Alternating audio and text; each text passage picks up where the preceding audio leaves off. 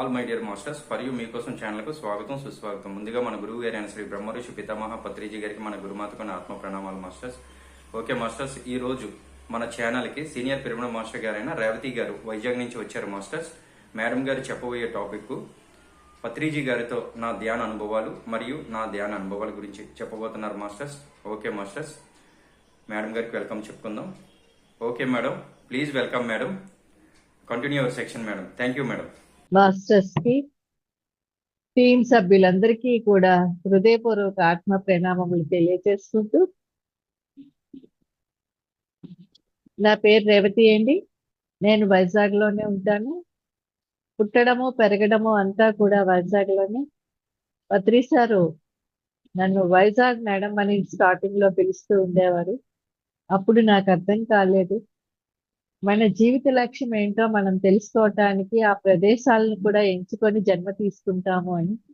అంటే మన ఎంపిక ద్వారానే మనము జన్మ తీసుకునే ప్రదేశాలు, కుటుంబాలు అన్నీ ఉంటాయనే ఒక జ్ఞానము లేని టైంలో ఆ ఒక్క పేరుతోటి సంబోధించడంతో వైజాగ్ అనేది నాకు ఒక మమకారంలాగా ఏర్పడింది.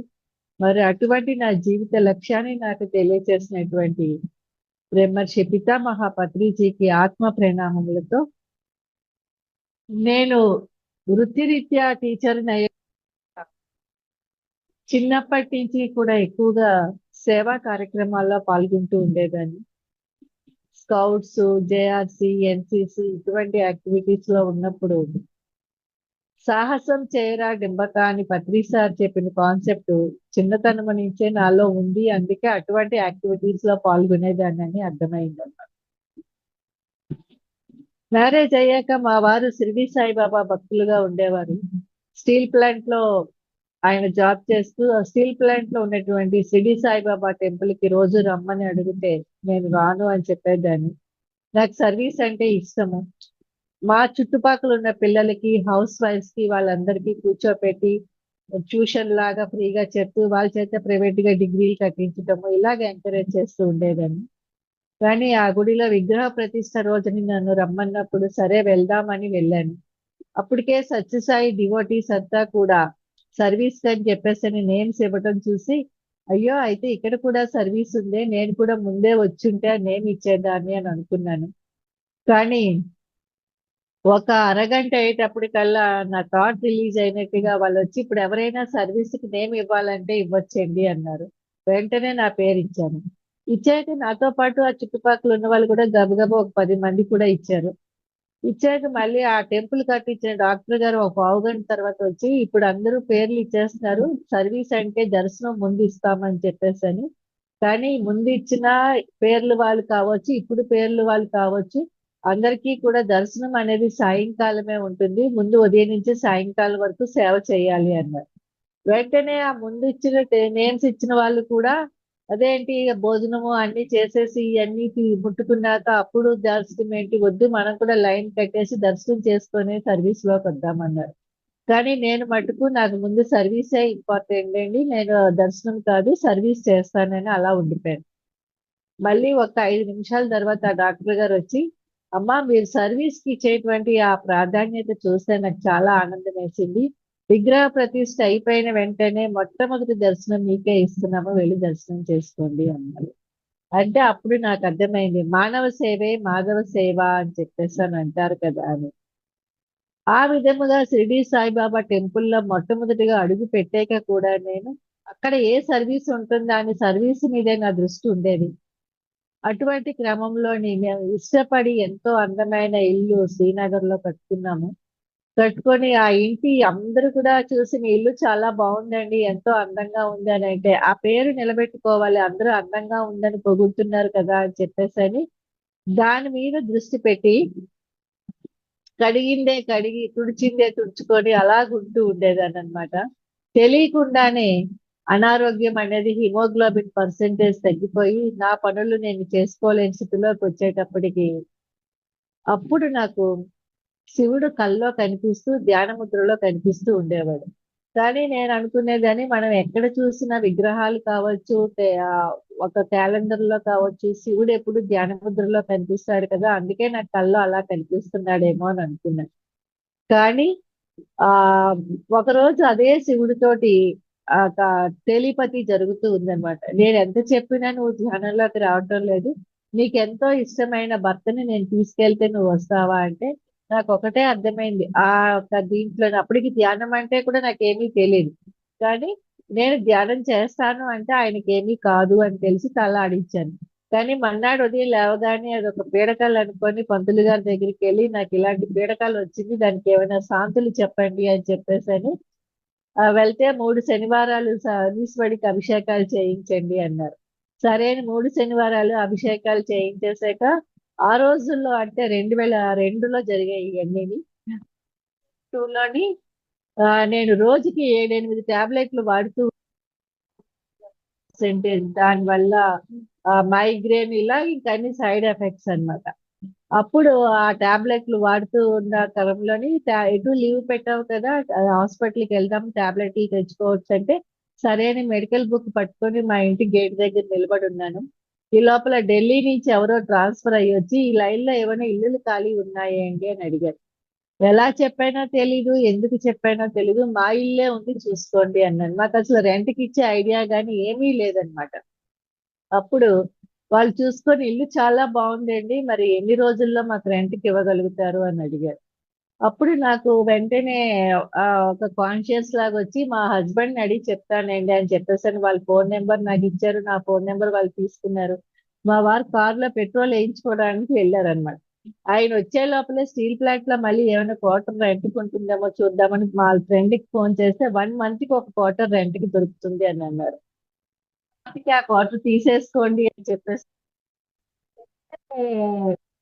ఆయన ఓకే అన్నారు. మా వారు వచ్చాక ఇలా మన ఇల్లు రెంట్ కి ఇచ్చేస్తున్నామండి, 1 month కి మనకి రెంట్ కి క్వార్టర్ దొరికిందంటే 1 month తర్వాత ఎక్కడ ఉంటాము అని చెప్పేసాను. అప్పుడు 1 month అంటే ఎన్నో రోజులు కదండి, అప్పుడే ఎక్కడ ఉండాలని ఉంటే అక్కడ ఉంటాము, దానికి ఇప్పటి నుంచే మనకి ఆలోచన అవసరము అన్నాను. సమయం ఆసన్నమైనప్పుడు నా భక్తుడు ఎక్కడ ఉన్నా పిచ్చుక కాలికి దారం కట్టినట్టుగా లాగబడతాడు అని షిరిడీ సాయి చెప్పినట్టుగా నాకు ఈ ధ్యానం అందుకునే సమయం ఆసన్నమైంది కాబట్టి మా వారు కూడా నో అని చెప్పకుండా వెంటనే ఓకే అంటాము. ఆ విధంగా మాకు ఎంత ఫర్నిచర్ కావాలో అంత ఫర్నిచరే తీసుకొని మిగతాదంతా ఫర్నిచర్ తోటి వాళ్ళకి రెంట్కి ఇచ్చేసి స్టీల్ ప్లాంట్ క్వార్టర్కి వచ్చాక ఒక 3 రోజులు పోయాక కిందనున్న వాళ్ళు మాకు ధ్యానం జరుగుతుందని మా ఇంట్లో కొత్తగా క్లాస్ పెట్టాం రండి అని అంటే మొహమాటం కొద్దీ వెళ్ళాను. మళ్ళీ ఇక్కడికి వచ్చాక కూడా నాకు ఈ ధ్యానం వదలటం లేదా అని చెప్పేసి అని అనుకొని వెళ్తే నేను వెళ్ళేటప్పటికి ఎండింగ్ క్లాస్ అయిపోవచ్చింది. జీవితాన్ని నాటకం అనుకొని జీవించు, నాటకాన్ని జీవితం అనుకొని నటించు అనేసి అన్నారు. ఇది అందరూ చెప్తారు కానీ ఆ విధంగా జీవించడం చాలా కష్టము అని చెప్పేసి అని నేను మనసులో అనుకుంటున్నప్పుడు లైఫ్ ఇస్ డ్రామా అని షేక్స్పియర్ కూడా చెప్పాడు, కానీ ఆ విధంగా జీవించడం చాలా కష్టము అనుకుంటే ఎవరైతే ధ్యానం చేస్తారో వారు ఆ విధంగా జీవించగలరు అన్నారు. అప్పుడు నాకు ఈ ధ్యానం మీద ఇంట్రెస్ట్ కలిగింది అనమాట. ఆహా, ఈ ధ్యానం అంటే ఏంటి అని తెలుసుకోవాలనుకున్నప్పుడు ధ్యానం అంటే ఏం కాదండి, శ్వాస మీద ధ్యాస, మీ శ్వాసను మీరు గమనిస్తూ ఉండడమే అన్నారు. అప్పుడు నేను ఇంటికి వెళ్ళాక చెప్పి ఆ రోజు నైట్ ఒక 10 minutes చేశాను. ఎందుకో తెలియదు చాలా ప్రశాంతంగా అనిపించింది. మర్నాడు ఉదయం కూడా హాయిగా నిద్ర లేవడగలిగాను. వెంటనే మా స్కూల్లో ఆ రోజు నేను అప్పుడు చేస్తున్న స్కూల్లో 500 స్టూడెంట్స్. నెక్స్ట్ డే మార్నింగ్ స్కూల్కి వెళ్ళగానే నేను నిన్న ఒక కొత్త విషయం తెలుసుకున్నాను ఈ ధ్యానం గురించి, మీకు అందరికీ చెప్తాను, మీ చేత చేయిస్తానని వాళ్ళందరితోటి. నేను హిందీ టీచర్ని, హిందీ అంటే వాళ్ళకి భయం అన్నమాట. ధ్యానం చేస్తే మీకు ఆ సబ్జెక్ట్ మీద భయం పోతుంది అని చెప్పేసి అని 500 స్టూడెంట్స్ తోటి నేను ధ్యానం చేయిస్తూ ఉన్నప్పుడు అలాగే ఒక 2-3 రోజులు ధ్యానం కంటిన్యూస్ గా చేయిస్తున్నప్పుడు వాళ్ళేమో కళలో మాకు హనుమంతుడు కనిపించాడు, వినాయకుడు కనిపించాడు, శివుడు కనిపించాడు ఇలా చెప్తున్నప్పుడు నేను అనుకునేదాన్ని ఇదేంటి వీళ్ళు చిన్నపిల్లలు, వీళ్ళకి ఏమీ తెలియదు, వీళ్ళేంటి ఇలాంటి అనుభవాలు చెప్తున్నారు, మేము ఆడుకున్నాం వాళ్ళతోటి, వాళ్ళు ఈ మెసేజ్లు ఇచ్చారని చెప్తుంటే ఆహా, పిల్లలు దేవుళ్ళతో సమానం అన్నారు ఎందుకైనా అని చెప్పేసి అని అనుకున్నాను. అలాగే ఒక 10 రోజులు నేను స్కూల్లో ధ్యానం చేయించటము ఇంటి దగ్గర నేను చేసుకోవడము చేసేటప్పటికి నా ఆరోగ్యంలో తెలియకుండానే మార్పు అనేది రావటం మొదలైంది. ఎప్పుడైతే ఆరోగ్యం కొద్దిగా చిక్కబడిందో మా వారు అయితే దత్తక్షేత్ర పర్యటనకి వెళ్దాము, నేను నీకు బాగుంటే దత్తక్షేత్రాలకు వస్తారని అనుకున్నానని చెప్పేసానంటే మేము ఒక 20 members steel plant employees families అంతా కలిపి దత్తక్షేత్ర పర్యటనకి వెళ్ళినప్పుడు నేను అనుకున్నాను ఈ పర్యటనలోని ఏవైతే టాబ్లెట్స్ నేను వాడుతున్నానో అవి మానేస్తాను ఆ 10 days ట్రిప్ లోని. ఒకవేళ అని అయితే ఆ నేను ఈ ధ్యానములో ఏదో ఉందని నమ్ముతాను. లేదు నాకు మళ్ళీ టాబ్లెట్స్ మానేశాక నా అనారోగ్యం మళ్ళీ నాకు ఏదైనా మళ్ళీ రిపీట్ అయ్యింది అని అంటే నేను నా దీనికోసమే నేను చేస్తాను అనుకొని ఆ 10 days ట్రిప్ లో మొత్తం టాబ్లెట్లు పట్టుకెళ్ళకుండా టాబ్లెట్ యూజ్ చేయకుండా దత్తక్షేత్ర పర్యటన చేసుకొని వచ్చేసాం. అక్కడ మంత్రాలయంలో మెడిటేషన్ చేయండి ఆ స్థలం యొక్క ప్రభావం చాలా బాగుంటుందని చెప్పినప్పుడు మంత్రాలయంలో మెడిటేషన్ చేశాము. చేసినప్పుడు నాకు అప్పుడు అర్థమైంది అనమాట తీర్థయాత్రలు అంటే తరించటానికి అని చెప్పేసాను. కానీ ఆ తీర్థయాత్రల పేరుతో మనం అన్ని తిరుగుతూ ఉంటాము కానీ వెళ్ళేటప్పుడు అన్ని సౌకర్యాలు సరిగా ఉన్నాయా లేదా అని చూసుకుంటాము. మళ్ళీ అక్కడ ఆ ప్రయాణం అంతా బంధుమిత్రుల గురించి మాట్లాడుకుంటూ ఇంకా అంత కష్టపడి వెళ్ళి అక్కడ మళ్ళీ మనకి రూమ్స్ అవి సరిగా ఉన్నాయా లేదా అని చూసుకుంటూ ప్రాపంచికమైన ఆలోచనలతోటి ఆ యాత్రలు చేస్తూ ఉంటాము. వచ్చేటప్పుడు ఏవైతే అవసరం అనుకుంటున్నామో వదిలించుకోవాలనుకొని వెళ్ళామో అవన్నీ వదిలించుకోకుండా బరువులు మోసుకొని మళ్ళీ తెచ్చుకొని ఆ బరువులు మోయలేక ఆ తీర్థయాత్రలు చేస్తూ ఉంటాము అన్న సంగతి నాకు ఆ దత్తక్షేత్ర పర్యటనతోటి మంత్రాలయంలో మెడిటేషన్ చేశాక అర్థమైంది అనమాట. ఎందుకనంటే ఆ యొక్క దీంట్లో ఆ యొక్క పర్యటనలోని నాకు మంత్రాలయంలో మెడిటేషన్ చేసినప్పుడు తెలియకుండానే నా గత జన్మ ఒకటి చూసుకోవడం జరిగింది. అంటే నేను అకల్కోట మహారాజా ఆశ్రమంలో ఒక యోగినిగా ఉండేదాన్ని. ఈ జన్మలో అయితే ఎప్పుడూ నేను ఆ ప్రదేశానికి వెళ్ళలేదు. ఒక సినిమా చూసినట్టుగా ఆ ఇన్సిడెంట్ చూసేటప్పటికి నేను మా వాళ్ళకి చెప్పాను అనమాట. అప్పటికి పత్రి గారు ఎవరో నాకు తెలియదు, ఈ ధ్యానం అందించింది ఆయనే అని కూడా నాకు తెలియదు అనమాట. నేను మెడిటేషన్ లో ఈ విధంగా చూశాను. మనం ఆ ప్రదేశానికి వెళ్దాం. అక్కడ నేను చూసిన విధంగా ఉంటే ఈ ధ్యానంలో ఏదో మహత్యం ఉందని నేను నమ్ముతాను. లేదంటే నా ఆరోగ్యం బాగు కోసం నేను చేసుకుంటాను అని చెప్పేసానంటే నాతో పాటు వచ్చినటువంటి మెంబర్స్ సరే అన్నారు. మేమంతా ఆ అకుల్కోట మహారాజు ఆశ్రమానికి వెళ్ళినప్పుడు నేను గేటు బయటే ఉండిపోయి చెప్పాను అనమాట. ఈ కుడివైపు చెట్టు ఉంటుంది, అక్కడికి వెళ్తే స్వామి సమాధి అవన్నీ ఉంటాయి. కుడివైపు నుంచి మెట్లు ఉంటాయి, ఆ మెట్ల పై నుంచి వెళ్తే యోగులు ఉండే రూములు ఉంటాయి. అది దాటి వెళ్ళాక షిరిడి సాయిబాబా మందిరము అవన్నీ ఉంటాయి.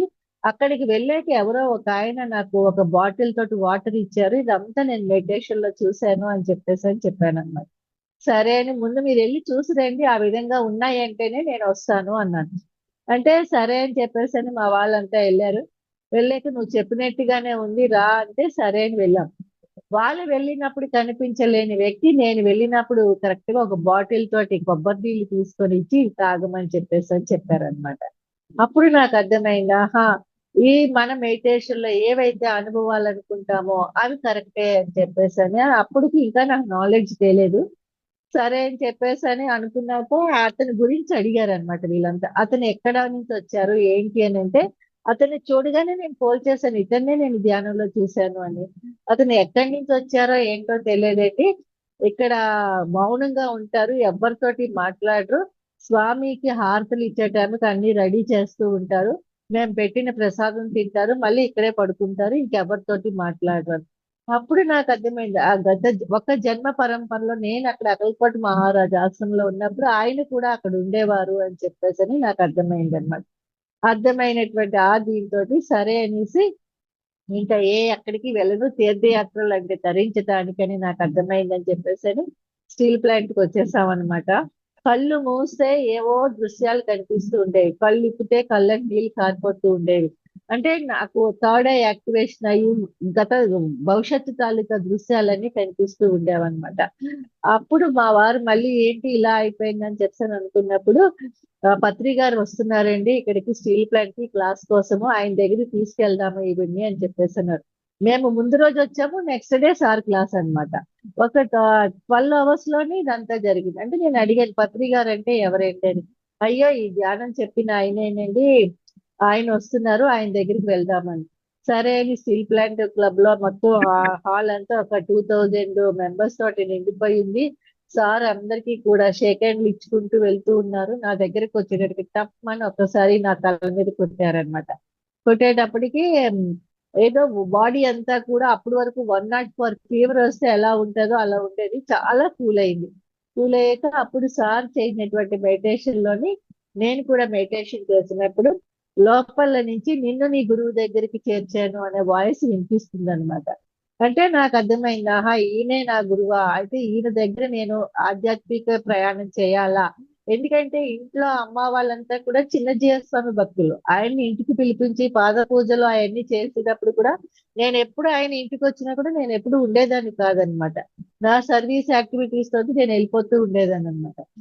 సో ఎప్పుడు నేను చిన్నజీయర్ స్వామిని కూడా కలవలేదు, ఇందుకేనా అని చెప్పేసి ఆ రోజు సాయంకాలం మళ్ళీ కైలాసగిరి కొండ మీద ఆయన క్లాస్ అవుతుంటే వెళ్ళాము. అప్పుడు అంతమంది ఆ చీకటిలో కూడా మళ్ళీ నాకు ముందుకు వచ్చి నా నుదుటి మీద ఇలాగ 3 సార్లు తట్టారనమాట. తట్టేటప్పటికి నాకు అప్పుడు నాకు నా జీవితం ఒక లక్ష్యం ఏంటా అన్నది నాకు తెలియచెప్పినట్టుగా అనిపించింది అనమాట. అప్పుడు సరే అని చెప్పేసాను. ఇంకా నేను వృత్తి విద్యా టీచర్ని అవ్వటము, రోజు సెలవులు పెట్టుకొని ఇంటి దగ్గర గట్ట ఎక్కడైనా క్లాసులు అవుతుంటే వెళ్ళడానికి అవకాశం లేక పత్రి సార్ క్లాసులు ఎక్కడ ఉంటే అక్కడికి నేను వెళ్ళాలి అనుకొని సెలవు పెట్టుకొని వెళ్తూ ఉండే టైంలో ఇప్పుడు నాకు పత్రి సారు ఎక్కడ ఉంటే అక్కడ ఆయన ఆ నిమిషంలో ఆయన ఏం చెప్తుంటారు, ఎవరితోటి ఏం మాట్లాడుతున్నారు, ఎవడైనా అడిగిన క్వశ్చన్లకి ఆయన సమాధానాలు ఏ విధంగా చెప్తున్నారు అని అలా గమనిక ఒక బుక్ పెన్ను పట్టుకొని అలా పత్రి సార్కి కొంచెం దూరంగా నిలబడి అలా గమనిస్తూ ఉండేదాన్ని అనమాట. ఎక్కడ నాకు అంటే కొత్త భయము అందరికీ కూడా. అందుకని చెప్పేసి ఆయన చూస్తుంటే అందరికీ ఒక్కోసారి అప్పటికప్పుడే కొడుతూ ఉండేవారు, మళ్ళీ తిడుతూ ఉండేవారు, ఇవన్నీ చేస్తూ ఉంటారు. ఆ పత్రి సారి యొక్క పత్రి సారి యొక్క ఆ కాన్సెప్ట్లన్నీ వినాలి అని చెప్పేసి అని అనుకుంటున్నప్పుడు నాకు అర్థమైంది అనమాట. ఎప్పుడైతే శిష్యుడు సిద్ధంగా ఉంటాడో అప్పుడు గురువు వెతుక్కుంటూ ఉంటాడు అని చెప్పేసి. అదే విధముగా మనకి భగవద్గీతలో కూడా కృష్ణుడు భగవద్గీత అంతా కలిపి ధర్మక్షేత్రే కురుక్షేత్రే క్షేత్రే క్షేత్రే ధర్మ కురు అని చెప్పేసి అని అన్నట్టుగా ఏదైతే ఈ శరీరం తీసుకొని వచ్చామో ఈ శరీరంతో మనం చేయవలసిన ధర్మాలన్నీ కూడా నిర్వర్తించగలిగినప్పుడే ఈ జన్మకి మోక్షము అని చెప్పేసి ఒక జ్ఞానం నాకు అలవడింది అనమాట. అదే కదా షిరిడి సాయిబాబా కూడా చెప్పేవారు, నా దగ్గర కుండల కొద్ది ఆత్మజ్ఞానం పొంగి పొర్లుతూ ఉన్నా కూడా ఎవరు కూడా ఆత్మజ్ఞానానికి కోరుకోరు, ప్రాపంచిక కోరికలతోటే నా దగ్గరికి వస్తూ ఉంటారు అని చెప్పేసి ఆ సార్ చెప్తున్నటువంటి కాన్సెప్ట్లు అన్ని వింటున్నప్పుడు మమాత్మ సర్వభూతాత్మ అని ఎందుకు అంటున్నారు, అందరిలోని ఉందిగా దైవ పదార్థమే కదా అంటే ఈ దేహమే దేవాలయం అని చెప్పారు సార్. అంటే ఈ దేహాన్ని మనం ఎప్పుడైతే దేవాలయంగా చేసుకుంటామో అప్పుడు మన లోపల ఉన్నటువంటి ఆ జీవుడే దేవుడు అనే విషయాన్ని మనం గ్రహించగలుగుతాం. అంటే అణువణువున దైవం ఉంది అని చెప్పేసి మనం అనుకుంటాం కదా. అణువణువున దైవం అంటే ఏంటి, దైవ పదార్థం అంటే చలనము. మన అవయవంలో ఉన్నటువంటి ప్రతి అణువులో కూడా దివ్యత్వం ఉన్నప్పుడు మరి మన ఈ జీవము ఈ మాంసపిండంగానే మనం చూస్తున్నాము. కానీ ఈ మాంసపిండాన్ని మనము మంత్రపిండంగా చేసుకోగలిగినప్పుడే మనకేమని ఆ మాంసం అప్పుడు మనం ఒక దైవత్వంగా మారగలుగుతాము అనేటువంటి అన్ని ఒక అవగాహన నాకు కలిగిందనమాట. కలిగేటప్పటికి అప్పుడు నేను అనుకుంటూ ఉండేదాన్ని, ఏమిటి ఇది, ఈ దేహమే దేవాలయం. కానీ అప్పుడు పత్రిసారి గురించి నేను ఆయన చెప్తున్న అనుభవాలు అవన్నీ వింటూ ఉన్నప్పుడు ఒక 40 ఏళ్ల కిందట ఆయన ఒక వ్యక్తిగా ఉన్నటువంటి గవర్నమెంట్ ఫెర్టిలైజర్స్ లో పనిచేసినటువంటి ఆయన వ్యక్తిగా ఉన్నటువంటి ఆయన ఒక బ్రహ్మర్షిగా ఎలా మారారు, ఇంత మందిని ఎలాగ ధ్యానులుగా చేయగలుగుతున్నారు, సంసారములోనే నిర్వాణం అని చెప్తూ అందరి చేత చెప్పిస్తూ ఆయన ఆచరిస్తూ అందరి చేత ఆచరించే విధంగా ఏ విధంగా ఉంటున్నారు అనే ఒక విషయాన్ని తెలుసుకోవాలి అని చెప్పేసి నాలో ఒక తపన పెరిగినప్పుడు అలాగా నాకు ఆయన క్లాసులే అందాలి అనుకున్నప్పుడు స్వాధ్యాయము, సజ్జన సాంగత్యము, ఆచార సాంగత్యంలోని నాకు సజ్జన సాంగత్యం దొరకడం కష్టమయ్యి ఆచార సాంగత్యం చేస్తూ స్వాధ్యాయంలో బుక్కులు చదవాలని అనుకున్నప్పుడు అన్నిటికన్నా మూలము భగవద్గీతే కదా అని చెప్పేసి ఆ భగవద్గీత తీస్తే ఎవరో నాకు నిద్ర వచ్చేసినట్టు అనిపించేసరి పడుకుంటూ పోతూ ఉండేదాన్ని. కానీ ఆ నిద్రట్లో ఎవరో మళ్ళీ నేను చెప్పాల్సిన శ్లోకాలు కావచ్చు, నేను చెప్పాల్సిన జ్ఞానం కావచ్చు, ఎవరో నా దగ్గర చెప్తున్నట్టుగా నాకు అనిపించేది. మళ్ళీ తెలియకుండానే ఆ క్లాస్ లోనే అదే ఏదైతే నేను చదవాలని తీసానో చదవకుండా అదే చెప్పటం జరుగుతూ ఉండేదన్నమాట. అంటే అప్పుడు నాకు అర్థమైంది అనమాట, అంతా మనలోనే ఉంది. రమణ మహర్షి చెప్పినటువంటి జ్ఞానము కూడా కదా అదే కదా, అంతా నీలోనే ఉంది. నీలో ఉన్న దానిని నువ్వు తెలుసుకోకుండా బయట నువ్వెవరో నువ్వు తెలుసుకో. కానీ ఎలాగైతే కస్తూరి ముఖం తనలో ఉన్నటువంటి ఆ సుగంధాన్ని తను తెలుసుకోకుండా బయట ఎక్కడి నుంచో వస్తుందని ఎలా వెతుకుతూ ఉందో, అలాగే మన సమస్యలకి సమాధానాలు మన జ్ఞానము అంతా కూడా మన లోపలే ఉంది. అది ఒక అజ్ఞాన రూపంలోని ఒక ముసుగు కప్పేసి ఉంది. కానీ దాన్ని ఎప్పుడైతే మనం ఆ ముసుగును తీస్తామో అప్పుడు ఆ జ్ఞానం అనే వెలుతురును మనం వెలిగించుకోగలము అనేటువంటి ఒక అవగాహన నాకు సార్ క్లాసులు వింటున్నప్పుడు అర్థమైందన్నమాట. ఎప్పుడైతే ఈ దేహమే దేవాలయం అని చెప్పారో అప్పుడు, అంటే అదే కదా బుద్ధుడు చెప్పినటువంటి అపో దీపో భవ అని చెప్పేసి, అంటే ఎవరి దీపాన్ని వాళ్ళే వెలిగించుకోవాలని చెప్పాడు కదా. అదే మరి త్యాగరాజుల వారి గారు చూసుకున్నా కూడా తెర తీయగ రాదా అని చెప్పేసి అని చెప్పారంటే, మనస్సుకి ఆత్మకి ఉన్నటువంటి ఆ తెరని తొలగించినప్పుడే పరిపరి విధాలా పోతున్నటువంటి ఆ మనస్సును ఒక ఆలోచన రహితలోకి వెళ్ళినప్పుడు ఆత్మతోటి అనుసంధానం అవ్వగలము. అంటే అప్పుడు ఈ దేహం అనే దేవాలయాన్ని మనం పరిశుభ్రం చేసుకున్నప్పుడు, ఎలాగైతే ఒక దేవాలయ ప్రాంగణంలోకి అడుగు పెట్టాక తెలియకుండానే మన కళ్ళు మూసుకోవడము, మన ఆలోచనల్ని మనం నియంత్రించుకోవటం అలా ఎలా చేయగలుగుతామో, అలాగే ఈ దేహాన్ని ఒక దేవాలయంగా మార్చుకోవాలని అనుకున్నప్పుడు, మన ఆలోచనల్ని కూడా మనము అలాగా ఆ మనసుకి, ఆత్మకి మధ్యలో ఉన్నటువంటి ఆ తెరను తొలగించినప్పుడు మన ఆలోచనల్ని మనం నియంత్రించుకోగలము. అంటే నియంత్రించుకోవడం అంటే అణిచిపెట్టుకోకూడదు. అది పత్రి సార్ చెప్పేవారనమాట. ఎప్పుడైనా ఆలోచనలు వస్తున్నవి మనం అణిచిపెట్టుకొని ఉంటున్నాము అనంటే, అవి ఎక్కడో ఉంటాయి. మళ్ళీ బయటకు పోవు. ఎలాగైతే ఇల్లంతా శుభ్రం చేసి ఆ చెత్తంతా ఇంటిలోంచి బయట పడేసినప్పుడు ఆ ఇల్లు ఎలాగైతే శుభ్రపడుతుందో, లేదు ఆ చెత్తను తుడిచి ఒక గదిలో అంతా తుడిచేసి ఆ గదిలో ఒక మూలను ఎక్కడో పెట్టేసి ఆ చెత్త ఇంకా ఆ గదిలో ఉన్నట్టుగానే ఎలా ఉంటుందో, అలాగే మన లోపల మనం ఆలోచనలు అణిచేస్తూ ఉన్నప్పుడు అవి ఎక్కడో లోపల లోపల ఉంటాయి. ఉండిపోయి మళ్ళీ ఏదో ఒక టైంలో అవి బహిర్గతం అవుతూ ఉంటాయి. అవి ఉధృతంగా వచ్చేస్తాయి.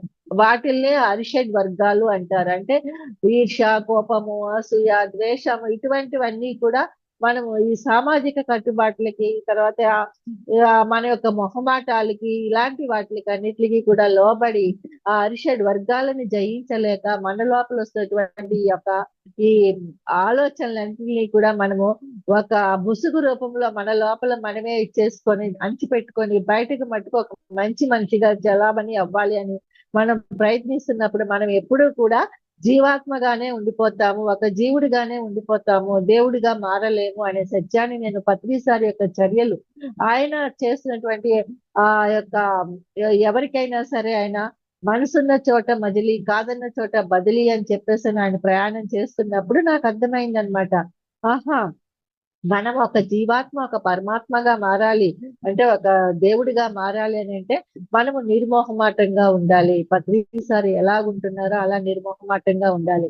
మనసులో ఒకటి, చేసేది ఒకటి, చెప్పేది ఒకటి, ఆలోచన ఒకటి ఉండకూడదు. మన ఆలోచనలే మన కర్మలు. కర్మలు అంటే బుద్ధి కర్మానుసారిని అన్నారు కదా. మన బుద్ధి ఎలాగుంటే మన చర్యలు కూడా అలాగే ఉంటాయి.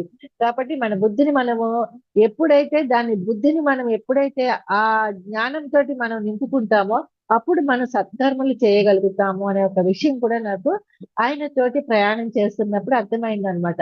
ఎందుకంటే ఆ రోజుల్లో 2004, 2000 ఆ టైంలోని మొత్తం నాకు మెడిటేషన్ లో కూర్చుంటే ఎప్పుడూ చూడలేని వ్యక్తులు నార్త్ ఇండియా సైడ్ వాళ్ళంతా కనిపిస్తూ ఉండేవారు. ఇదేంటి వీళ్ళంతా కొత్త వ్యక్తులు కనిపిస్తున్నారు అని చెప్పేసి అని అనుకునే ఒక 2 రోజులకి పత్రిసార్ దగ్గర నుంచి ఫోన్ వచ్చేదన్నమాట. మేడం మీరు ఈ ప్రదేశానికి వెళ్ళాలి, నేను ధ్యాన ప్రచారానికి వస్తున్నాను అక్కడికి అని చెప్పేసి అని అన్నప్పుడు, సరే అని చెప్పేసి అని సార్ ఏది చెప్పినా కూడా ఎస్ ఎస్ అండమే నేర్పించారు. ఎప్పుడు కూడా నో అన్నది ఎప్పుడు నేర్పించలేదు. అది ఎప్పుడు వచ్చేది కాదు. అలాగే సార్ అని చెప్పేసి అని తెలియని ప్రదేశము, తెలియని ప్లేస్ కి మా వారు ఎవరో ఒకళ్ళిద్దరిని నాకు సాయం ఇచ్చేవారు. వాళ్ళకి టికెట్లు కూడా నేనే తీసి, నా టికెట్ కూడా నేనే తీసుకొని వెళ్ళేదాన్ని అనమాట. వెళ్ళినటువంటి ఆ యొక్క జర్నీలోని పాంప్లెట్లు పంచుతూ అలాగా మేము ఆ ప్రదేశంలో తిరుగుతూ ఉన్నప్పుడు, ఇంకా సార్ ఇంకొక 2 రోజుల్లో వస్తారు అని అనగా, నేను ఎవరినైతే ధ్యానంలో చూశానో, మెడిటేషన్ లో చూశానో వాళ్ళని కలవటం జరిగేది. అంటే ఆ పాంప్లెట్లు పంచుతూ వెళ్తున్నప్పుడు వాళ్ళ ఇంటి దగ్గర ఇవ్వటం కావచ్చు, లేదంటే ఆఫీస్ లో కావచ్చు, వాళ్ళ ద్వారా ఇక పలానా వాళ్ళకి దగ్గరికి వెళ్ళండి, వాళ్ళు ఏమైనా మీకు హెల్ప్ చేస్తారేమో అని చెప్పినప్పుడు వాళ్ళ దగ్గరికి వెళ్ళటం కావచ్చు. అలాగే వెళ్తున్న క్రమంలోని కరెక్ట్ గా ఇంకొక 2 రోజుల్లో సార్ వస్తారనగా నేను ఎవరినైతే ధ్యానంలో చూశానో వాళ్ళని కలవటం జరిగేది. క్లాస్ కూడా వాళ్ళే అరేంజ్ చేసేవారు. సార్ కూడా వచ్చి వాళ్ళ ఇంట్లోనే ఉండేవారు అనమాట. అంటే అప్పుడు నాకు అర్థమైంది ఈ ధ్యాన ప్రచారంలోనే ఉన్నటువంటి మహత్యం ఏమిటి. చూసే వాళ్ళకి ఈ ధ్యాన ప్రచారం చేసే వాళ్ళంతా పిచ్చిగా కనిపిస్తూ ఉంటారు. వీళ్ళేమైనా పిచ్చి వాళ్ళ, ఏమి పని పాటు లేకుండా తిరుగుతున్నారా, ఎందుకు వీళ్ళు ఒంటికి అనారోగ్యాలు కోరిండి తెచ్చుకుంటున్నారా అని చెప్పేసి అని కట్ట వాళ్ళు అంటూ ఉంటారు, అనుకుంటారు. అది సహజము. అవి నేను కూడా ఫేస్ చేశాను. కానీ ధ్యాన ప్రచారంలో ఉన్న మహత్యం ఏమిటంటే మనం ఎన్నో జన్మలు, ఈ ఆత్మకి చావు లేదని భగవద్గీతలో కృష్ణుడు చెప్పాడు. ఎన్నో జన్మలు ఆత్మ ఈ వస్త్రాన్ని మార్చుకున్నట్టుగా ఎన్నో జన్మలు మార్చుకొని వస్తూ ఉంటుంది. అలాగే కనీస పరంగా 300 జన్మలు తీసుకున్న తర్వాత ఈ ధ్యానం అనేటటువంటి ఒక మాట మంత్రం లాగా మనకి పనిచేయటము, దాన్ని అందుకోవడము జరిగే అవకాశం మనకి లభిస్తుంది. కాబట్టి మరి ఆ జన్మలలోని మనకి ఆ గత జన్మలలోనే ఉన్నటువంటి ఆ కనెక్టివిటీ ఉన్న వాళ్ళు నేను ఈ ధ్యాన ప్రచారంలో కలిశాను. దాని ద్వారానే వాళ్ళ దగ్గర ఏదైతే కర్మబంధం ఉందో, గత జన్మల తాలూకా కర్మబంధం ఏది ఉందో వాళ్ళ చేత ఆ ధ్యానం చేయించి వాళ్ళతో కలిసి నేను ధ్యానం చేయడం ద్వారా ఆ కర్మ బంధం అనేది దగ్ధం అవుతుంది. అంటే ధ్యానాగ్ని కర్మ దగ్ధానం అంటే ఇదేనా అని చెప్పేసి అని అనుభవపూర్వకంగా తెలుసుకోవడం జరిగిందనమాట. ధ్యానాగ్ని కర్మ దగ్ధానం అని చెప్పేసి అని చెప్పారు. అంటే ధ్యానం అనే అగ్నిలోనే మన కర్మలు దగ్ధమవుతాయి.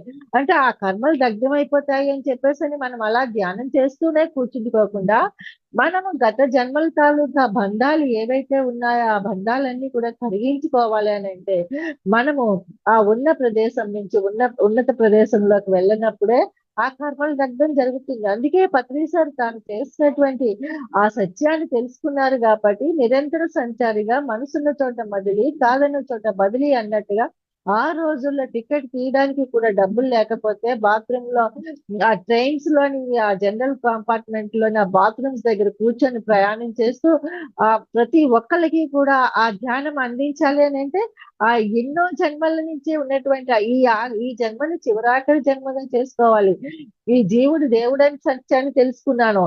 మరి ఆ యొక్క జీవుడు దేవుడిగా మారాక మరి మరి ఆ దేవుడిని మన ఆత్మే పరమాత్మ. ఈ ఆత్మకి ఎన్నో జన్మలు తీసుకుంది. తీసుకున్నటువంటి ఆ జన్మల తాలూకా బంధాలన్నీ కర్మ విముక్తి అయిపోయినప్పుడే, అంటే నిష్కామ కర్మ స్టేజ్ లోకి వచ్చినప్పుడే ఈ ఆత్మ పరమాత్మ స్థితికి వెళ్ళగలుగుతుంది. లేదంటే ఈ ఆత్మ ఎంత చేసినా కూడా మనకి కోసం మనం ధ్యానం చేసుకున్నా కూడా అది పరమాత్మ స్థితికి వెళ్ళదు. ఆత్మ పరమాత్మ స్థితికి వెళ్ళాలి అని అంటే ఏదైతే సత్యాన్ని మనం తెలుసుకున్నామో ఆ సత్యాన్ని అందరికీ అందించాలి అనేటువంటి ఒక సత్యాన్ని ఆయన తెలుసుకొని మరి ఆయన వెళ్ళే టైంకి ఎవ్వరూ ఇంటి దగ్గర లేకపోయినా కూడా గుమ్మం మెట్ల మీద కూర్చొని ఆ ఫ్లూట్ వాయించుకుంటూ అక్కడ ధ్యానం చేయించటము.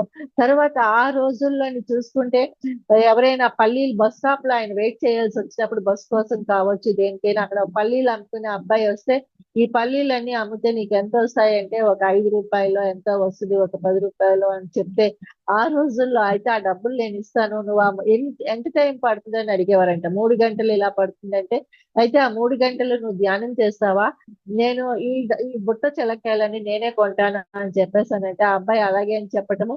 ఆ 3 గంటలు అతను ధ్యానం చేసిన తర్వాత అతను అనుభవాన్ని వినడానికి తహతహలాడుతూ ఉంటాడు అనమాట. ఏంటి ఆయనకు వచ్చినటువంటి అనుభవాలన్నీ ఎంతవరకు సత్యము, అటువంటి అనుభవాలే అందరికీ వస్తున్నాయా లేదా అని తెలుసుకోవాలని చెప్పేసి అని అలాగ ప్రతి క్షణము కూడా ఆయన ప్రతి ఒక్కరి దగ్గర నుంచి వినాలని చెప్పేసి అని కర్నూలులో బుద్ధా పిరమిడ్ కట్టబడ్డప్పుడు అక్కడ ఎదురుగుండానే ఒక అపార్ట్మెంట్ లో ఉంటూ ఇంట్లో సరుకులు ఉన్నా లేకపోయినా కూడా ఆ వచ్చిన వాళ్ళ చేత ముందు ధ్యానం చేయించడము, ధ్యానం చేసి వచ్చాక వాళ్ళకి భోజనం పెట్టి పంపించడంలోని వాళ్ళ అనుభవాలన్నీ ఎంతో శ్రద్ధగా వింటూ అదే టైంలోని పిరమిడ్ ఎనర్జీ గురించి ఆయన రీసెర్చ్ చేస్తూ పిరమిడ్లు ఎలా కట్టాల్సిన పిరమిడ్ ఎనర్జీలో చదువుతున్నటువంటి మాయావి నాగరికత ఈజిప్ట్ లో ఉన్నటువంటి పిరమిడ్ల హిస్టరీ అది అంతా నిజమైన ఎంతవరకు సత్యమని చెప్పేసి ఆయన యొక్క కర్ర మొక్కలతోటి పిరమిడ్లు కడుతున్నప్పుడు పత్రి మేడం ఇద్దరు చిన్నపిల్లల్ని వేసుకొని ఇంట్లో సరుకులు ఉన్నా లేకపోయినా వచ్చిన అతిథి అంటే తిది వారము వజ్యము లేకుండా వచ్చేవాడు. అంటే ఎవరు ఏ గ్రాండ్ మాస్టర్ ఏ లోకం నుంచి వాళ్ళ శరీరాన్ని తీసుకొని ఆ ధ్యానం చేయించి వాళ్ళు వస్తున్నారు అని చెప్పేసి లేదు అనకుండా వాళ్ళకి అన్ని కూడా వంట చేసి పెట్టి భోజనాలు పెట్టి ఇంటి పిల్లలు వాళ్ళకి లేకపోయినా వాళ్ళ పస్తులతోటి ఉంటూ కూడా అతిథి మర్యాదలు అనేవి అలాగ పాటిస్తూ ఈ పిరమిడ్ల ఎనర్జీ గురించి అని చెప్పేసి అని ఎన్నో ఎక్స్పెరిమెంట్లు చేస్తూ ఆ పిరమిడ్ల కింద ఒక టమాటా పెట్టడము, బ్లేడ్ పెట్టడము, వాటి యొక్క యూటిలైజేషన్ ఎలా వస్తుంది అని చెప్పేసి అని ప్రాక్టికల్ గా ఆయన అన్ని రీసెర్చ్ చేస్తూ వెళ్తున్నప్పుడు ఆయన అనుభవపూర్వకంగా తెలుసుకున్న ఆ సత్యాన్ని ఆచరింప చేస్తూ ఉన్నప్పుడు ఆయన మన పిరమిడ్ మాస్టర్లకి ఎంతో పెద్ద పీట వేసి పిరమిడ్ మాస్టర్లు అంటే ఈ భూమిని దివిగా మార్చడానికి వచ్చినటువంటి దివ్యాత్మ స్వరూపులు అని చెప్పేసి అని my dear God's, my dear co creators, my dear friends అని చెప్పేసి అని సంబోధిస్తూ మనలో అంతర్గతంగా ఉన్నటువంటి ఆ ఆత్మ ఒక పరమాత్మ స్థితికి ఎదగడానికి కావాల్సినటువంటి ఒక శక్తి మనలోనే కుండలిని రూపంలో ఉంది. ఆ శక్తిని జాగృతం చేయడానికి అన్నట్టుగా సామధాన భేద దండోపాయాలు ఉపయోగిస్తూ తిరిగిన ప్రదేశాల్లోనే తిరుగుతూ ఎక్కడ ఒక కొత్త మాస్టర్ దొరుకుతారా అంటే ఆయన మనకి భౌతికంగా ఒక కొత్త వ్యక్తిగా కనిపిస్తాం, కానీ ఆయనకి ఒక కొత్త ఆత్మను చూసేవారు అనమాట. ఆ ఆత్మ ఏ స్థితిలో ఉండాలి? పరమాత్మ స్థితికి చేరుకోవడానికి సిద్ధంగా ఉన్న ఆత్మల్ని ఆయన వెతుకుతూ ఉండేవారు అనమాట. ఆ క్రమంలోనే ఆయన మనం మాట్లాడే మాట, మన ఆలోచనల్ని, మన చేతల్ని అన్ని పసిగడుతూ ఈ ఆత్మ ఇంకా ఎంత నేర్చుకోవాలి పరమాత్మ స్థితికి వెళ్ళడానికంటే, ఇంకా ఏ పనులు చేయాలి అంటే ఏ సత్కర్మలు చేయాలి అని చెప్పేసి అని ఆయన అవగాహన తెచ్చుకుంటూ ఆయన మన నోటిలోంచి వచ్చే ఒక్కొక్క మాట, ఒక్కొక్క అక్షరము ఆయనలోని ఒక స్పందన కలిగిస్తూ ఉండేదన్నమాట. ఆయనలో ఉన్నటువంటి పరమాత్మ ఆ యొక్క స్పందనకి రెస్పాండ్ అవుతూ ఆహా అని చెప్పేసి మనకి ఆ ప్రాజెక్ట్ చెప్తూ ఆ ఎప్పుడైతే మనం ఆయన ఈ ప్రాజెక్ట్ చేయాలి అన్నప్పుడు మనం వెంటనే ఎస్ అని చెప్పేసి అని అన్నప్పుడు తెర వెనుక నీడలాగా ఆయన ఉంటూ భగవంతుడికి భక్తుడికి అనుసంధానం ఎలా ఉంటుందో ఆ విధంగా ఆయన ఉంటూ మన చేత ఆ పనులు చేయిస్తూ ఉండేవారు. అదే కదా భగవద్గీతలో కృష్ణుడు కూడా చెప్పాడు. అర్జునుడేమో నేను యుద్ధం చెయ్యను అని చెప్పేసి అని అంటున్నప్పుడు అర్జున నువ్వు యుద్ధం నీ చేత చేయించబడుతుంది, నువ్వు చేయటం లేదు, నువ్వు చేస్తున్నావని నువ్వు ఏడుస్తున్నావు, కానీ ఒక్క జ్ఞాన వీచిక వీచినా చాలు అర్జున. గత జన్మలు నీకు నాకు ఎన్ని జన్మలు ఉన్నాయో తెలుస్తాయి, నాకు ఆ జన్మలన్నీ గుర్తు ఉన్నాయి కాబట్టి నేను ఇప్పుడు ఈ పరమాత్మ స్థితికి చేరుకోగలిగాను, నువ్వు ఆ జన్మలన్నీ మర్చిపోయావు, అందుకే ఒక్క జ్ఞాన వీచిక వీచినా చాలు అర్జున, నీకు ఆ గత జన్మలన్నీ గుర్తుకొస్తాయి, అప్పుడు నువ్వు కూడా పరమాత్మ స్థితికి చేరుకోగలుగుతావని ఎలాగైతే భగవద్గీతను అందించాడో అలాగే పత్రిసారి కూడా మనలో ఉన్నటువంటి ఈ ఆత్మని జాగృతం చేసి ఈ ఆత్మ పరమాత్మ స్థితికి చేరుకోవడానికి అన్నట్టుగా ప్రతి ఒక్కరిని కూడా my dear God's, my dear co creators అని సంబోధిస్తూ అందరూ సమానమే, ఎవరు ఎక్కువ కాదు, సృష్టిలో లేదు లోపము, మన దృష్టిలోనే ఉంది అని చెప్పేసి అన్నట్టుగా మన యద్భావం తద్భవతి, మన ఆలోచన విధానం ప్రకారమే మనం అవుతాం. మన ఆలోచనని ఏ విధంగా పెట్టుకోవాలి అని అంటే మన ఆలోచనని నేను పరమాత్మని, నేను దేవుణ్ణి అని చెప్పేసి దేవుడు ఎవరిని ఏమి ముసుగు అడుక్కోడు కదా కావాలని చెప్పేసి అని కట్టాను. దేవుడు ఎప్పుడు ఎలా ఉండాలి? ఇచ్చే స్థితిలోనే ఉంటాడు దేవుడు. అందుకే మనమంతా దేవుడి దగ్గరికి వెళ్ళి కోరికలు కోరుకుంటాం. అటువంటి మనమే దేవుళ్ళు అయినప్పుడు మనం ఎవరిని వాళ్ళని అడగాల్సిన పని లేదు, మనమే ఇచ్చే స్థితిలో ఉండాలి. అంత ఉన్నతమైన ఇచ్చే స్థితిలో ఉండేటటువంటి ఇవ్వగలిగింది ఏమిటంటే అన్ని దానాల కన్నా అన్నదానం గొప్పదంటారు, అన్ని దానాల కన్నా వస్తుదానం గొప్పదంటారు, కానీ అన్ని దానాల కన్నా జ్ఞానదానం గొప్పదని భగవద్గీతలో కూడా మనకి తెలియచెప్పబడుతుంది. మీరు తినే అన్నము మెతుకులో కూడా నేనే ఉన్నాను అని చెప్పేసి ఆ భగవద్గీతలో కృష్ణుడు చెప్పినటువంటి వాక్యము ఏంటి మనం తీసుకునే మనం చేసే అన్నదానాలు ఆ భగవంతుడి యొక్క ప్రతిబింబమే. ఇంకా వస్త్రదానము అదే.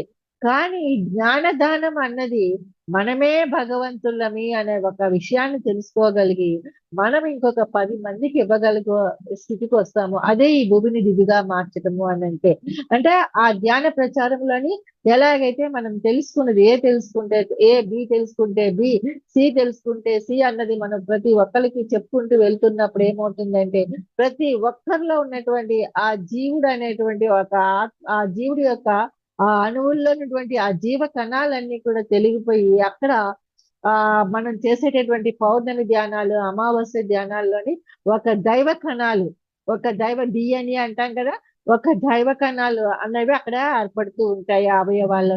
ఎప్పుడైతే ఆ దైవ కణాలన్నీ ఆ అవయవాల్లో రీప్లేస్ అయ్యాయో, ఆ జీవ కణాలన్నీ వెళ్ళిపోయి అప్పుడు మనమంతా కూడా ఈ జీవుడే దేవుడు అవుతాడు. ఎప్పుడైతే ఆ జీవుడే దేవుడు అయ్యాడో ఆత్మ పరమాత్మ అని చెప్పేసి ఆ పరమాత్మ స్థితికి ఒక విత్తనం వేసినప్పుడు ఒక విత్తనము మహా వృక్షాన్ని చూసి అనుకుంటుందంట. ఆహా! వృక్షం ఎంత గొప్పదో, ఎంత మందికి నీడనిస్తుందో, ఫలాలనిస్తుందో, కానీ నేనే ఇలాగ ఒక విత్తనం రూపంలో ఉండిపోయాను అని చెప్పేసి. కానీ అదే విత్తనాన్ని నాటినప్పుడు ఏమవుతుంది? అదే పెరిగి పెద్దదే ఒక మహావృక్షం అవుతుంది. అలాగే మన లోపల కూడా ఆ విత్తన రూపంలో ఒక ఆత్మ ఉంది. ఎప్పుడైతే ఆ ఆత్మకి కావాల్సినటువంటి ఆహారాన్ని ఒక జ్ఞానం రూపంలో మనం అందిస్తామో, అప్పుడు ఆ ఆత్మ ఒక పరమాత్మ స్థితికి చేరుకుంటుంది. ఈ ఆత్మ అనుభవం అనే జ్ఞానాన్ని పొందడానికే భూమి మీదకొచ్చింది. ఆ సత్యం తెలుసుకోలేదు కాబట్టి ప్రాపంచిక జీవితంలో కొట్టుమిట్టాడుతున్నటువంటి నాకు ఆత్మకి కావలసినటువంటి ఆత్మ జ్ఞానం అందలేకపోవటం వల్లనే అనారోగ్య రూపంలో నాకు ఆ హిమోగ్లోబిన్ పర్సెంటేజ్ అనేది తగ్గిపోయింది. ఎప్పుడైతే నాకు ఈ ఆత్మ జ్ఞానం అందుకోవడం మొదలు పెట్టానో అప్పుడు ఆ ఆత్మ అనేది ఆనందంతోటి రెట్టింపు ఉత్సాహంతోటి పనులు చేయడం మొదలుపెట్టింది. ఆ ఆత్మశక్తితోటే నేను పత్ని సార్ తోటి కలిసి ఎన్నో దేశాలు మొత్తం భారతదేశం అంతా కూడా పర్యటించడం జరిగింది అని చెప్పేసని తర్వాత పత్రి సార్ తోటే ఉంటున్న ప్రయాణం సాగుతూ ఉన్నప్పుడు ఆ ఆత్మశక్తితోటే ఆయనకి నేను వంట చేసి పెట్టగలిగేదాన్ని. అందుకనే ఎప్పుడు కూడా పత్రి సార్ చెప్పేవారు, మేడం నాకు మీరు ఏది పెడితే అది నేను తీసుకుంటాను అని చెప్పేసి. అంటే ఏంటి? ఆత్మశక్తి. ఆ ఆత్మశక్తిని మనం పెంపొందించుకోవాలి. అంతేగాని పులిని చూసి నక్క వాత పెట్టుకున్నట్టుగా మనము ఈ ఆత్మని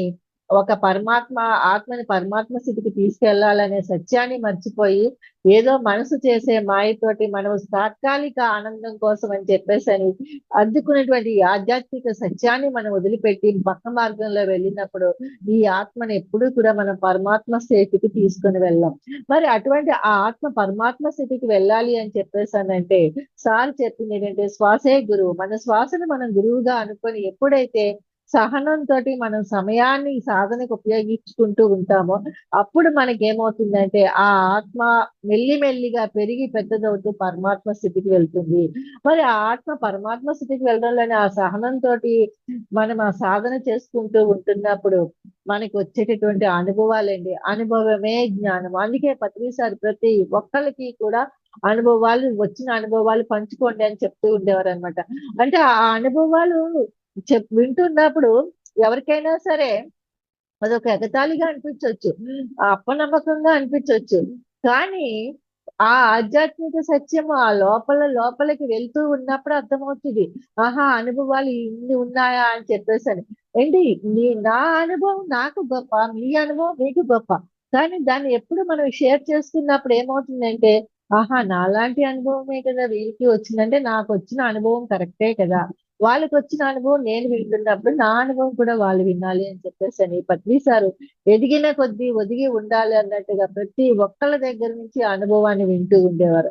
ఆ అనుభవాన్ని వింటున్నప్పుడు మీరు జాగ్రత్తగా గమనిస్తే ఆధ్యాత్మిక సత్యంలోని పత్రి సారు ఎలాగ ఒక పరమాత్మ స్థితికి చేరుకున్నారా? ఆ ఒక సంకల్ప సిద్ధి, ఒక వాక్కు సిద్ధి అన్ని ఎలా సంపాదించుకున్నారా? ఒక ప్రకృతి ఆయనకి ఎందుకు అలా సహకరించడం మొదలుపెట్టిందా? చేతిలో రూపాయి లేకపోయినా, ఒక ఫోన్ లేకపోయినా ప్రపంచమంతా పర్యటిస్తున్నప్పుడు ప్రకృతి ఎందుకు ఆయనకి సహకరించిందా అంటే, ఆయన వినడం.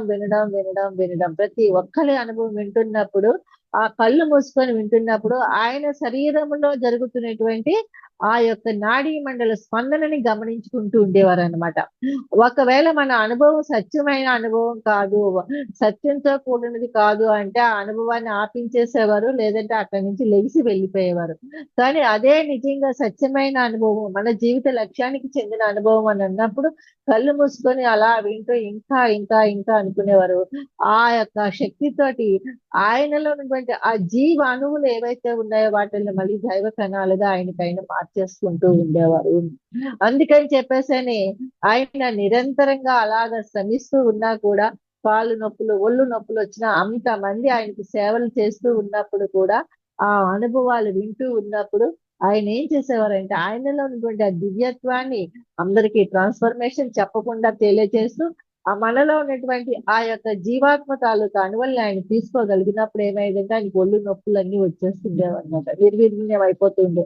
కానీ ఎప్పుడైతే మళ్ళీ అవన్నీ కూడా ఆయనకి ఆయనే మళ్ళీ ఆ జీవ జీవ కణాలన్నింటినీ కూడా దైవ కణాలుగా మార్చుకున్నప్పుడు ఎంతో ఉత్సాహంగా మళ్ళీ ఆయన ఎంతో హ్యాపీగా అప్పటికప్పుడే అలాగొచ్చి పడిపోయిన ఆయన మళ్ళీ అప్పటికప్పుడే లేచి అంతమందికి వంటలు చేయటము, మళ్ళీ మధ్యలో బుక్స్ కరెక్షన్ చేయటము, ఎవరు ఎలాగున్నారా అని వాళ్ళందరికీ ప్రేమగా వడ్డిస్తూ, ఎవరు ఏది ఎలా తినాలో ఆ తినడంలో కూడా నేర్పిస్తూ, మాట మీద ధ్యాస అని చెప్పేసి అని మాట మీద ధ్యాస పెట్టి నేర్పిస్తూ, ఎవరైనా సరే ఆయన సమక్షంలో ఉన్నప్పుడు పరిపరి విధాలా పోతున్న ఆలోచనలతోటి ఉంటే వెంటనే ఆయన లెగిసి అక్కడి నుంచి వెళ్ళిపోవడం గాని, లేదు అని అంటే ఆ ఆలోచనలు పరిపరి విధాలా పోతున్న సరికాని ఆలోచనలతో ఉన్న వాళ్ళని అక్కడి నుంచి పంపించేయడం గాని చేస్తూ ఉండేవారు అనమాట. అంటే నిర్మొహమాటము. అంటే పత్రి సారు ఎంత మందిలో ఉన్నా కూడా ఆయన ఒక హంసలాగా ఉండేవారు. హింస చూడో హంస పకడో అంటే అది. చూడండి, ఒక సముద్రం నుంచి చేపలు వస్తాయి, ముత్యాలు వస్తాయి. కానీ కొంగ ఏం చేస్తుంది? ఆ కొంగ జపం చేస్తూ ఆ చేపలను తీసుకుంటుంది. కానీ హంస ఏం చేస్తుంది? చేపల జోలికే వెళ్ళదు. దానికి ఏం కావాలో ఆ ముత్యాలే తీసుకుంటుంది అనమాట. అంటే మనం ఎంతసేపు ధ్యానం చేసినా, ఎన్ని సంవత్సరాలు ధ్యానం చేసినా మనలో మార్పు రాలేదని అంటే మనం చేస్తున్న ధ్యానము కొంగ జపము లాంటిది. దానివల్ల మనకి ఈ అణిమ గరిమ లగిమ మహిమ ఇలాంటి సిద్ధులే కాకుండా సంకల్ప సిద్ధి గాని వాక్కు సిద్ధి గాని మనకి లభించదు. ఎందుకంటే మనం చేసినటువంటి ధ్యానము ఒక కొంగ ధ్యానం లాంటిది, ఒక కొంగ జపం లాంటిది. కానీ అలాగే హంసలాగా ఏది కావాలో అది తీసుకొని, ఏది అనవసరమో దాని జోలికి మనకుండా వెళ్లకుండా ఉండి మన ఆ ధ్యానం చేస్తున్న సమయంలో మనం ఎరుకతోటి చేస్తూ వర్తమానములో జీవిస్తూ ఆ సరికాని ఆలోచనలన్నీ మనం వదిలిపెట్టేసి మన లోపల సరి అయిన ఆలోచనలతో ఉన్నప్పుడు, అలాగే బాహ్యంగా కావచ్చు, అంతరంగికంగా కావచ్చు, మనకి ఏవి కావాలో అవే తీసుకొని లేని వాటి గురించి మనం వెంపర్లాడకుండా ఉన్నప్పుడు ఒక హంసలాగా తయారవ్వగలుగుతాము. అంటే ఈ ఆత్మ మెల్లి మెల్లిగా ఒక పరమాత్మ లాగా ఎదుగుతూ ఉంటుంది. ఎప్పుడైతే ఈ ఆత్మ ఒక పరమాత్మ లాగా ఎదుగుతూ ఉంటుందో అప్పుడు తెలియకుండానే మనకి వాక్ సిద్ధి, సంకల్ప సిద్ధి అన్ని వస్తాయి. మరి సార్ అవే సిద్ధుల రూపంలో సంపాదించారు ఆయన. ఆయన ప్రతి నిమిషము ప్రతి క్షణము కూడా ఈ ఆత్మ ఒక పరమాత్మగా ఎలా ఎదుగుతుంది అని చెప్పేసి అని, ఎలాగైతే ఒక తేనెటీగ పువ్వులలోని మకరందాన్ని అందరినీ కూడా తీసుకొచ్చి ఒక తేనె పట్టులోని తేనెని ఎలాగైతే సేకరిస్తుందో, అలాగా అందరి దగ్గర నుంచి తిరుగుతూ అందరి అనుభవాలు వింటూ, అందరు గురువులు చెప్పినవి వింటూ సుమారుగా ఒక 50,000 పుస్తకాల పైన ఆయన అల్లుడు శ్రీనివాసరెడ్డి గారు అందించేటువంటి ఆ పుస్తకాలన్నీ చదువుతూ ఆ పుస్తకాల్లోని జ్ఞానాన్ని పామరుకుడు కూడా అందే విధముగా, అంటే సంసారములోనే నిర్వాణం అని తెలియచెప్తూ పామరుడికి కూడా అందే విధముగా ఆ జ్ఞానాన్ని వడపోసి అందిస్తూ ఉన్న క్రమములోని ఆయన దగ్గర ఒక గంట ఉంటే చాలు అనుకునేటువంటి వాళ్ళకి నాకు ఆయనతో కలిపి ఒక 20 సంవత్సరాలు ప్రయాణం చేసే అవకాశం, వాళ్ళ ఇంటిలో ఒక అమ్మాయి లాగా నేను ఉండగలిగేటటువంటి ఒక స్థితికి చేరుకున్నాను అని అంటే అది మనలో ఉన్నటువంటి తపనండి. ఎప్పుడైతే ఆ ఆత్మ ఒక పరమాత్మగా ఎదగాలని చెప్పేసి ఒక తపనతోటి పరితపిస్తూ ఉంటుందో, ఈ ప్రాపంచిక సుఖాలన్నవి విద్య మనతో పాటు తెచ్చుకునేటువంటి గత జన్మల తాలూకా జ్ఞానాన్ని ఈ జన్మలో మళ్ళీ మనం పెంచి పోషించుకున్నప్పుడే, వస్తున్నప్పుడు ఏమీ పట్టుకుపోము, పోతున్నప్పుడు ఏమీ పట్టుకుపోము అంటాం. కానీ వస్తున్నప్పుడు మనతో పాటు గత జన్మల తాలూకా జ్ఞానాన్ని తెచ్చుకుంటాం. పోతున్నప్పుడు ఈ జన్మలో మనం ఏదైతే జ్ఞానాన్ని పొందామో అనుభవ జ్ఞానము, ప్రతిదీ అనుభవమే. ఆ అనుభవం నుంచి కష్టమైన నష్టమైన ఒక జ్ఞానం వస్తుంది మనకి. అదే ఒక అజ్ఞానం అనే అంధకారాన్ని మనం తొలగించుకొని జ్ఞానం అనే వెలుతురుని వెలిగించుకోవడం. ఏదైనా సరే చిన్నపిల్లలు ఏదైనా తెలియక చేస్తే అజ్ఞానంతో చేశారని వదిలిపెడతాం. కానీ అదే తెలిసి చేస్తే మనకి శిక్ష అనేది ఉంటుంది. వాళ్ళకి శిక్ష ఇస్తాం, నీకు బుద్ధి లేదా, ఇంత వయసు వచ్చినా ఎందుకు అలా చేస్తున్నావు. అలాగే మనం ఈ ఆత్మ అనుభవ జ్ఞానం కోసం అని భూమి మీదకి వచ్చినప్పుడు ఆ అనుభవ జ్ఞానాన్ని, ఆత్మ జ్ఞానాన్ని పొందకుండా ప్రాపంచిక సుఖాలతోటి తిరిగి కొట్టుమిట్టాడుతున్నప్పుడు లోపల ఉన్నటువంటి ఆత్మ ఘోషిస్తూ ఉంటుంది అనమాట. అయ్యో, నేను అనుభవ జ్ఞానాన్ని పొందడానికి వచ్చానే, కానీ ఇక్కడ నాకు ఆ జ్ఞానం అందించడం లేదే, ఈ శరీరం నాకు వద్దు అని చెప్పేసి ఆ శరీరాన్ని వదిలిపెట్టి వెళ్ళిపోవడానికి చూస్తుంది అనమాట. అప్పుడు ఆ శరీరం వదిలిపెట్టేసి నేను మళ్ళీ ఇంకొక శరీరంలోకి వెళ్ళాలంటే మళ్ళీ నేను జన్మ తీసుకుంటానని అలాగా పునరపి జననం పునరపి మరణంలోనే కొట్టి మిట్టాడిపోతూ ఉన్నాం. కానీ ఈ ఆత్మ ఒక పరమాత్మ స్థితికి వెళ్ళాలని అనుకుంటున్నది.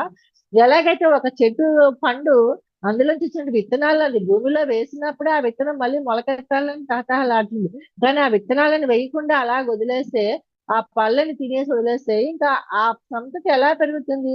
అలాగే మన పూర్ణాత్మ కూడా ఈ ఆత్మల అంశాత్మలను వదిలేసి ఈ ఆత్మలన్నీ కూడా మళ్ళీ పరమాత్మ స్థితికి చేరుకోవాలి కదా అని చెప్పి ఎన్నో కోటాను కోట్ల లోకాలు ఉన్నాయి. ఒక్కొక్క లోకానికి ఒక్కొక్క పరమాత్ముడు ఉన్నాడు. ఒక్కొక్క లోకానికి మరి ఈ భూమి అనే లోకంలో కూడా భూలోకంలో మనం ఉన్నప్పుడు ఇక్కడ కూడా మనం పొందవలసిన జ్ఞానాన్ని పొందగలిగినప్పుడే కదా ఒక పరమాత్మ స్థితికి వెళ్తాము అని చెప్పేసి అని మొత్తం మనిషిని పోలిన మనుషులు 7 ఉంటారు అని చెప్పేసి అంటే ఒక్కొక్క లోకంలోనే ఒక్కొక్కరు ఉంటారు. ఈ 7 కలిపి మొత్తం ఆ పరమాత్మ స్థితికి చేరుకోగలిగినప్పుడే ఈ ఆత్మ ఒక పూర్ణాత్మ స్థితికి చేరుకోగలుగుతుంది కదా.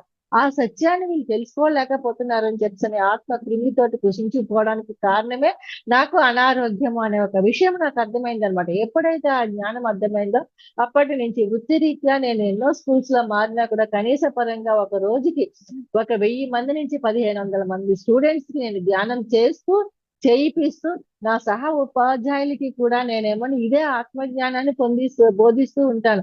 మీకు తెలియటం లేదు, సమయాన్ని మీరు సద్వినియోగం చేసుకోండి అని. ఎప్పుడైతే ప్రతిదీ అనుభవ జ్ఞానంతో మనం పొందుతూ ఉంటామో వాళ్ళకి నా జీవనచర్య ఒక ఎగ్జాంపుల్ అయిపోయింది అనమాట. మామూలుగానే ఉదయం స్కూల్కి వెళ్ళి సాయంకాలం ఇంటికి వస్తేనే అమ్మో పనులు చేయలేకపోతున్నామని చెప్పేసి 2-3 పని మనుషులు పెట్టుకొని చేసినటువంటి వాళ్ళకి నేను ఇంట్లో ఒక పని అమ్మాయి కూడా లేకుండా మా బాబు యొక్క చదువు కూడా నేను చూసుకుంటూ వాడిని ఉన్నత చదువులు చక్కగా చదివించి ఒక అమెరికాలో వాడికి మంచి జాబ్ రావటము.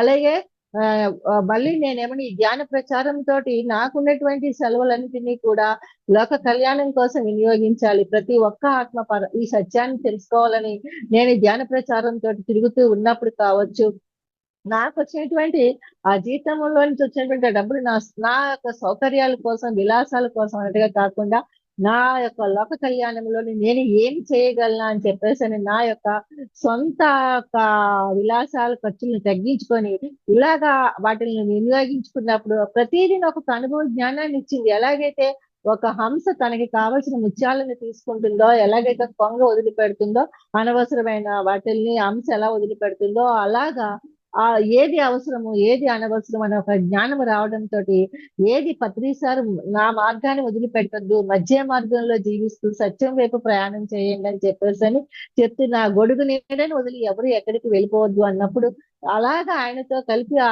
ప్రయాణం చేసే అవకాశం లభించిందంటే నిరంతరము కూడా నేను ఒక పరమాత్మ స్థితికి చేరుకోవాలి, ఈ ఆత్మే ఒక పరమాత్మ అని చెప్పేసి ఒక ఎరుకతోటి ఉండడము, వర్తమానములో జీవించడము. ఎప్పుడైతే ఆ వర్తమానములో ఆ ఎరుకతోటి మనం జీవిస్తూ ఉంటామో అప్పుడు తప్పకుండానే ఈ లోపల ఉన్నటువంటి ఆత్మ నిత్య నూతనముగా యవ్వనముగా సుఖ సంతోషాలతో ఉంటుంది. కొంతమంది చూస్తూ ఉంటే మనకి వాళ్ళని చూస్తే వాళ్ళతోటి మాట్లాడాలి, ఎక్కువ సమయం ఉండాలనిపిస్తుంది. ఆత్మానందం అంటే ఏంటి, గత జన్మల్లో వాళ్ళతోటి మనకి ఏదో అనుబంధం ఉంది. అలాంటి వాళ్ళకి మనము మన సమయాన్ని కేటాయించగలిగినప్పుడు అప్పుడు మనకి అనుభవ జ్ఞానం యొక్క ఇది తెలుస్తుంది. వాళ్ళకి ఇప్పుడు ఆ సహోపాధ్యాయులకి తెలుస్తుంది.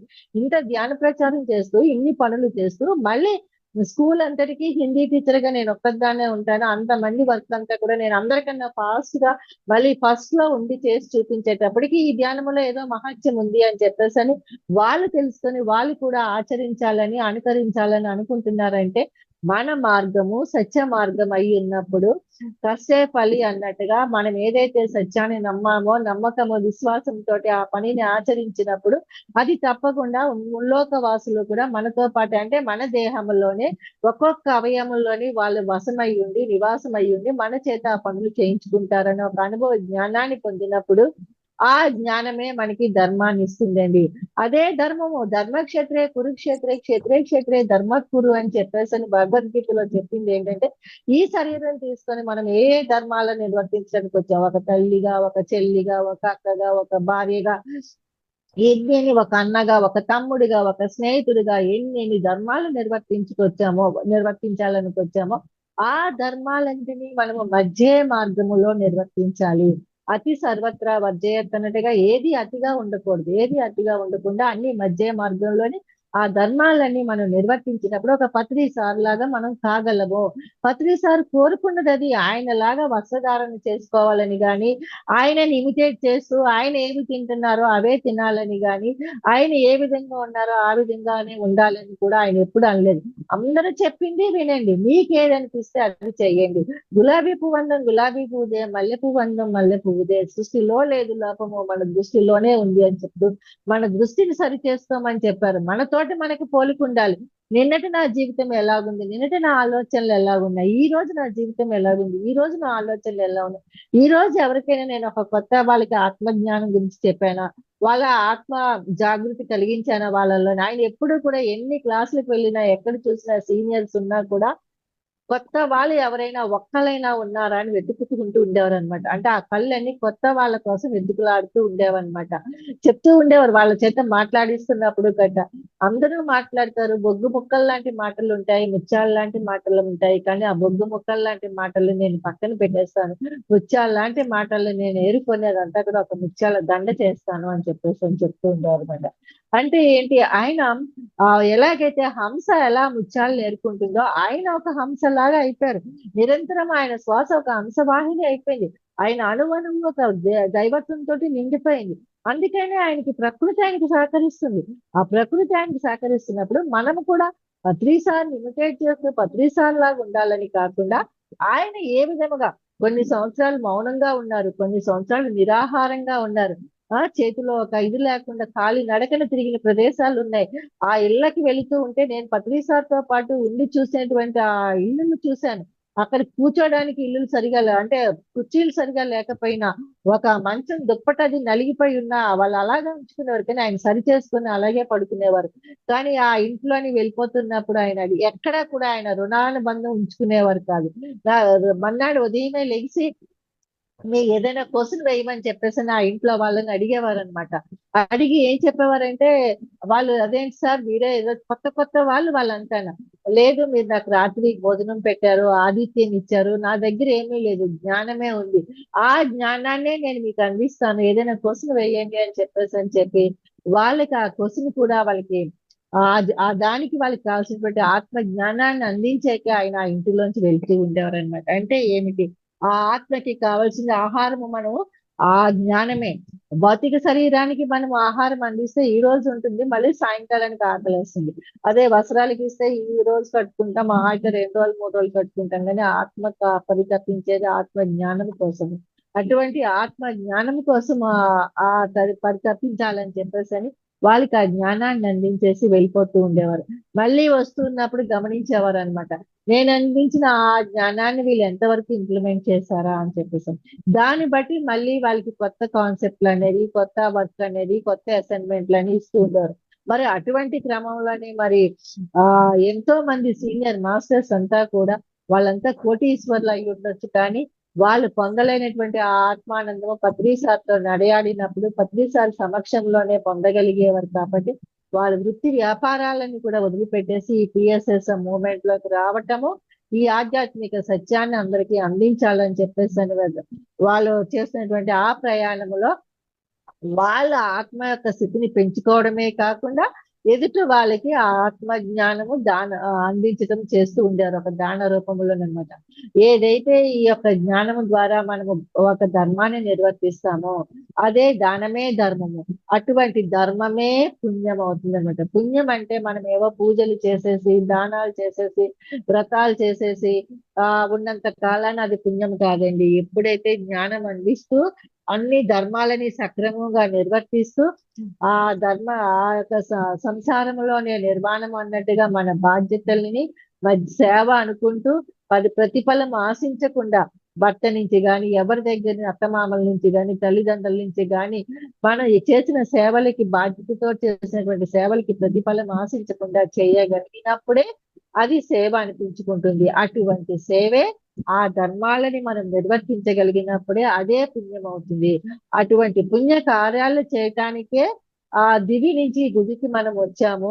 ఈ భూమిని కూడా మళ్ళీ దివిగా మనం మార్చగలిగినప్పుడే ఈ ఆత్మకి కావాల్సినటువంటి మోక్షము, ఈ జన్మకి ఒక పరమార్థము అనేది లభిస్తుంది అనే ఒక విషయాన్ని నేను పత్రిసార్ తోటి ప్రయాణం చేసినప్పుడు తెలుసుకున్నది అనువంత, తెలుసుకోవాల్సింది కొండంత అనేటట్టుగా నాకు తెలిసినటువంటి ఈ అనువంత జ్ఞానాన్ని ఈ రోజు మీతో పంచుకునే అవకాశం నాకు లభించినందుకు మీ అందరికీ హృదయపూర్వక ధన్యవాదాలు తెలుపుకుంటూ థ్యాంక్ యూ అండి. ఓకే మేడం, ఫర్ యూ మీకోసం మన ఛానల్కి వచ్చి ఎంతో ఆత్మజ్ఞానాన్ని అందించినందుకు థ్యాంక్ యూ మేడం.